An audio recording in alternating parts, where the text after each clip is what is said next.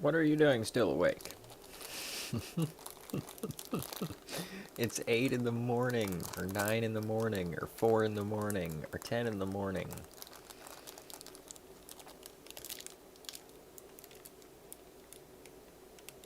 Yeah, it's 5 in the morning. What are you doing awake? How, Colette, how am I going to explain this stuff to you when you're still awake? You're supposed to be asleep, and then you're supposed to be awake. Because that's what, yeah. So I was like, I'm awake, and check this stuff out. A break from paperwork. That's what I'm doing, Colette, is paperwork.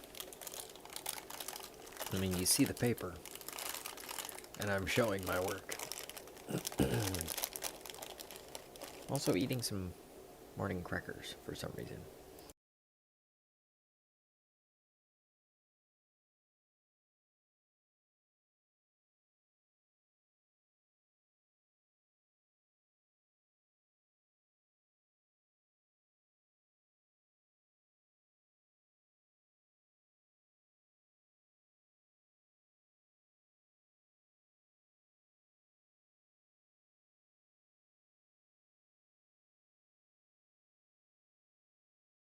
Kind of looks like a bunch of octopus, right?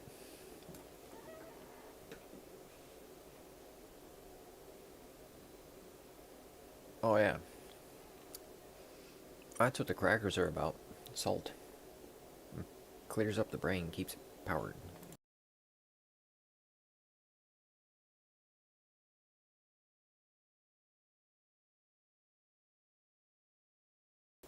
Sodium.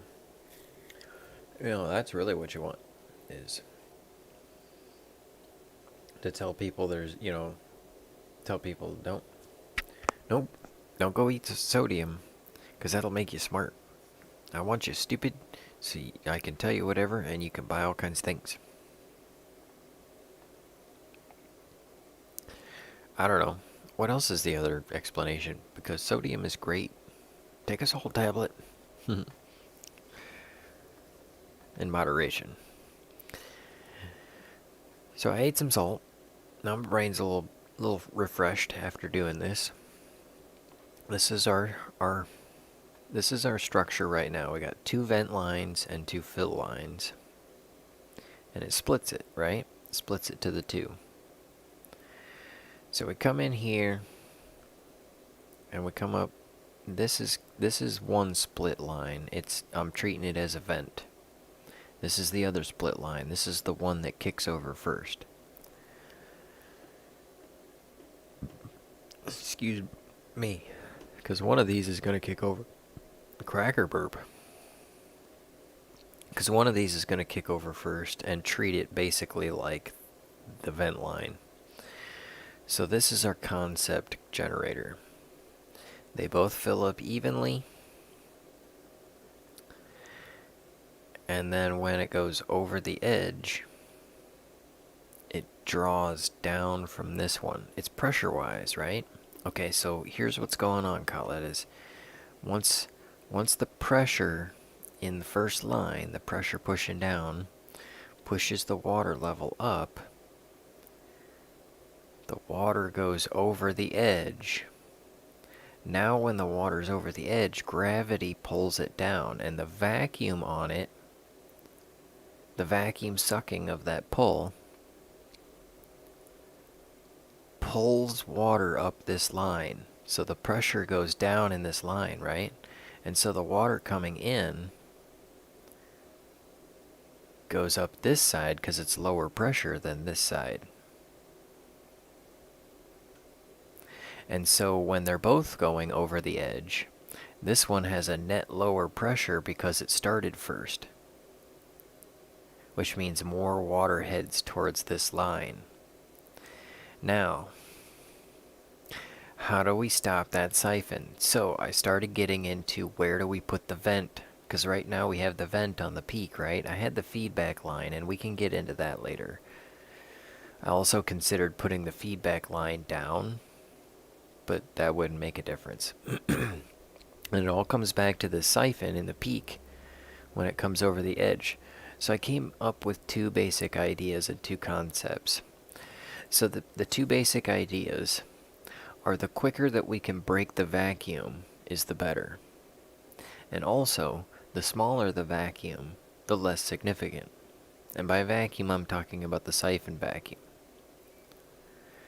So, what I considered on this, and don't really pay attention to this, that we're coming back to that later, but what I considered on this, where do we want to put the vent line, right? Do we want to put it, because I want the vent line in the peak, that's where we put it, but it's not perfectly in the peak. It's to one side or the other, sort of. So what difference does it make if it's on one side or the other side of the peak? So I came up with these two things. If the air inlets are on each side of the peak, if it's on the back side of the peak, putting it higher reduces line pressure. So let's say that we fill up this side, and it goes over the peak and it starts to pull a vacuum. It's going to reduce the line pressure here, and this line pressure is high. So then it will start to vent this out, and it takes a long time to get air in there. So while it's drawing from this, it's also drawing from this, which is taking from the wrong side of the fill. So if we put this, instead of being down here, we put the vent line up higher, then the pressure on it will be lower, so that way there won't be as much water inside of it, so it's easier for air to be drawn in to break the vacuum. So higher on this side, better. Now once it gets over this side, once we go down, it's basically a vent drop. So when this is a longer stretch of tube, the longer this tube is, and you were talking about that, you're very smart. The longer this tube is, the more water plug in there will pull down and pull a vacuum on siphoning more water. So if we can shorten the length of this tube, that's good, because that means there's less vacuum. So the closer to the peak the air dropout is, the better. But there's still always going to be a little bit. So I was thinking 2 vents at the top really close together, one on each side, will reduce it down to make it less significant. And then from there, we can just adjust the height of the peak of this compared to the height of the peak of the other fill line. So once we get the vents up close, we've got a basic design. Then it's all just a matter of slightly adjusting the height of it. And that's okay. I can adjust the height of it. I can do that, because we're getting down to where we can really fine tune this thing. And the cool thing about this is I don't think I need to buy any new parts. I need the vents to break the siphon, because I actually tried to go without the siphon, because it's when it crosses the peak and drags it down. Now let's say when I poured the water really slow, when it got up to the peak and it came through here, the tube is big enough that it was letting air up this way into the tube and canceling that vacuum right at the peak. And then when I poured it too quickly, I had that vent at the peak, but water went over the edge, but it was also pressurized enough it pushed water up in here. So it went over the peak and up into the vent pipe, and then as it goes over the peak, it starts to build up its vacuum pressure, pulling on the rest of the line. It takes time to pull this water out here, so it also pulls water out here, and that's where we get a little bit of extra pulled into this side as opposed to the other side. It's because of the reduced pressure in this line. So we need to stop the pressure deviation in this part of the line all the way up to the peak. Then when it hits the peak and flows over, we need zero pressure. So I started to make this design where it would just go over flat and then pour out. But it's kind of the same thing as having a vent drop. It's just a bigger vent. So that made me think maybe I need to get some bigger tubes, for the vent area. Like if I have a little Y in here that makes the vent, then if I had a bigger tube, that might make the difference. So I started getting into the thinking of this. If I got 100 newtons pulling over the ledge, what if I got 300 newtons of available pressure? You know, and that's just a cheesy calculation. But just to get an idea of, you know, the math behind it to make it less significant. If I'm getting so much pull over, is there a point where I can make this vent big enough that it becomes insignificant? And so that's why I started thinking like different ways of doing that, and I drew this. But it really comes down to number 1 and number 2. Reduced line pressure is higher. So higher on number 1 reduces the line pressure, and higher on number 2 reduces the vacuum. So I think if we just have the vent close to the top and have its surface big enough so that the water drawing out, or the water pressure coming in doesn't cause it to back up, then we'll have plenty of air to break the vacuum. And it will be reduced, so it will be less significant and easier to adjust for.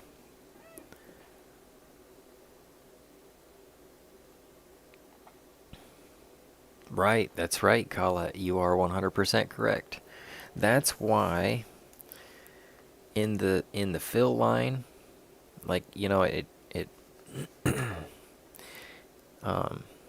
once it goes down and it goes up in here, once it goes over the peak, it's going to pull down a lot, but that's why we put this vent over here, is to break that. So this part will pull air. All the vacuum will pull air because it's easier. And then this will just be a little bit, a short amount. So actually I put this Y all the way at the peak, right? But it's on one side or the other. So I was just trying to get a better idea of which side is preferable.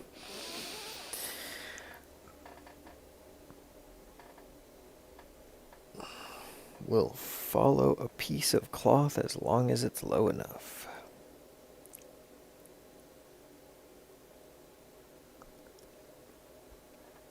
Use the thing we call gravity. Oh yeah, that's what I was thinking. Gotta have gravity on our side.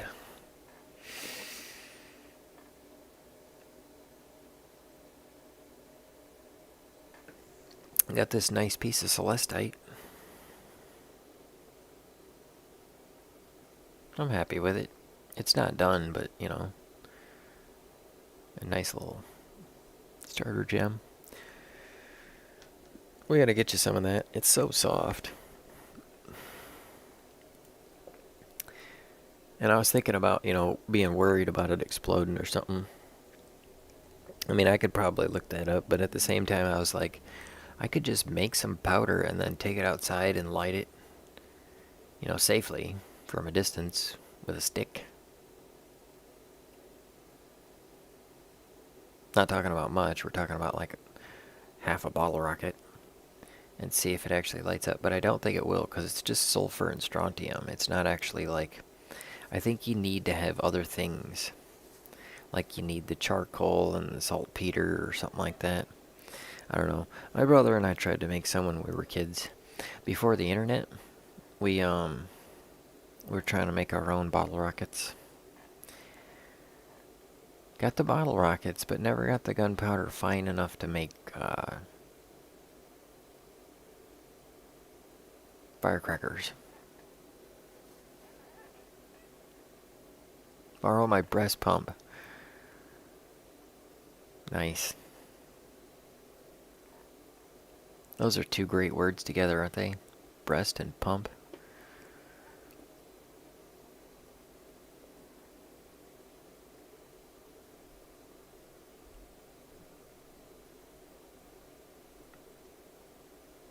Yeah, it's too early for references, I guess.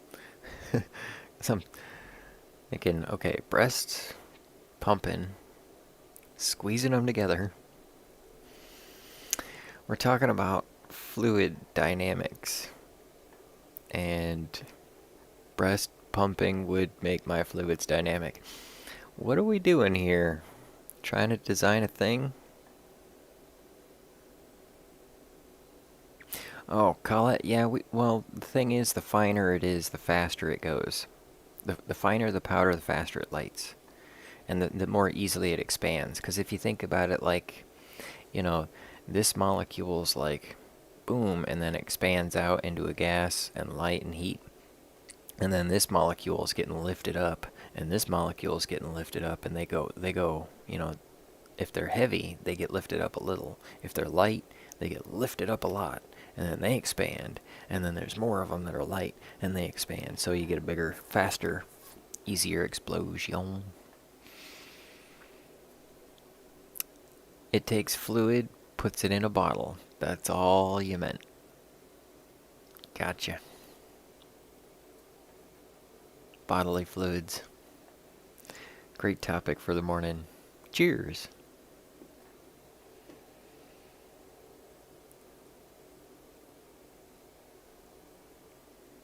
Let's see. We got basically an idea now, but I'm not quite sure how I'm gonna finish designing it. I think I might go ahead and get the bigger Ys. That sounds wise. Or maybe I'll just try to put 2 of them in there.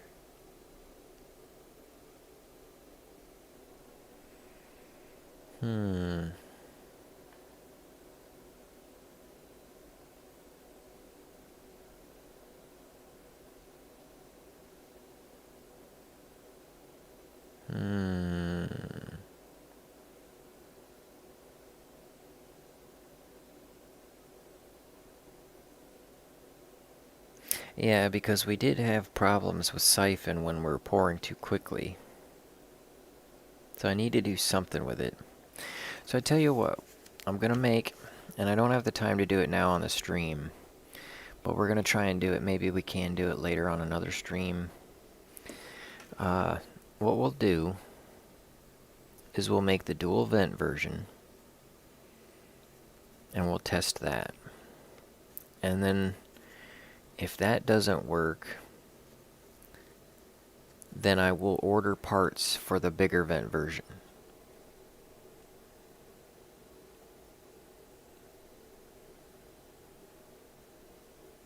Because if we make the dual vent version, and then we can just adjust the height of the 2 sides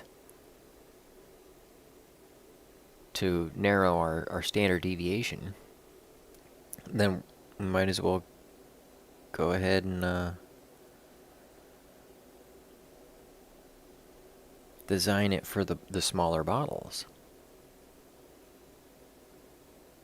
But until we get to the point where it works, there's no reason to spend the money on it. So first we'll try the one we don't have to spend money on, then we'll try the one we do have to spend money on, then we'll build the final version. Sounds like a plan. That's a way to win in the morning. I am actually not going to work today. I'm going to work on my car. I'm going to flush my radiator. Kind of worried I don't want to ruin my car. I like my car. Vroom, vroom, baby. Oh, it's so much fun. Why is everybody else so slow? Get out of my way! That's what I should call my comedy special. Get out of my way. That's social media hunting for that spotlight. Get out of my way. Delicious. Cheers in the AM.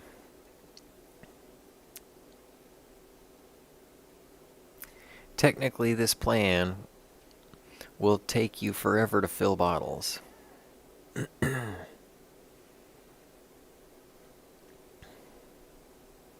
A huge pot with a spigot for filling beer bottles. Right, but the problem is that it's not just about splitting the liquid. That's the biggest problem here, isn't it? I'm not splitting the liquid. I'm splitting the powder inside of it.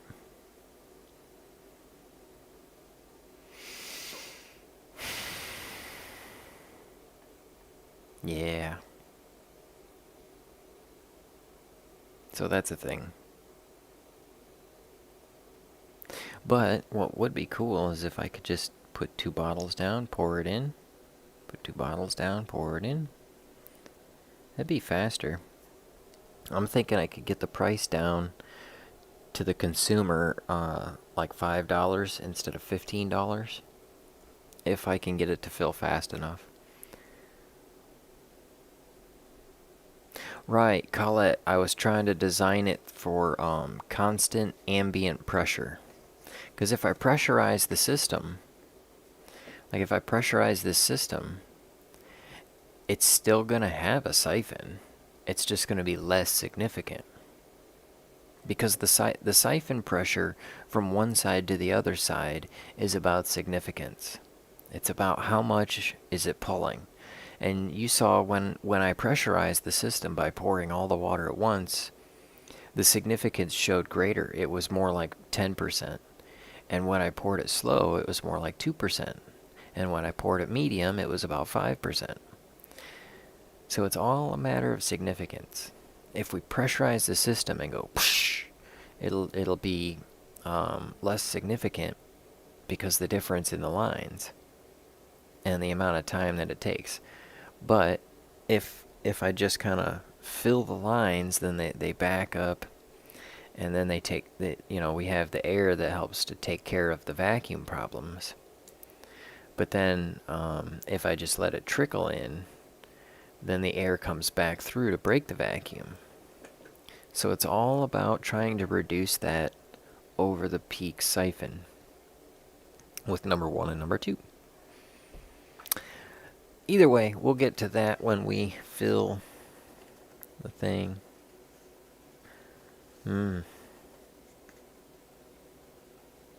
Yeah, I kind of want to think about it, but I think I'm just going to go ahead and build the dual vent version. So, let me work on my car for a little while. You guys have a great start to your fantastic days. If I get some time around lunch, maybe I can go live and we can build and test it out. Because it should only take a few minutes. But I do got to get out there. Good luck. I need to find my pot. Huh, says everybody in the morning. Might still have it. Okay, awesome. You guys are fantastic. Thanks for coming by. Hopefully, if I don't see you on the lunchtime-ish stream, then I'll see you later tonight or something. We can do that thing. Have a good one.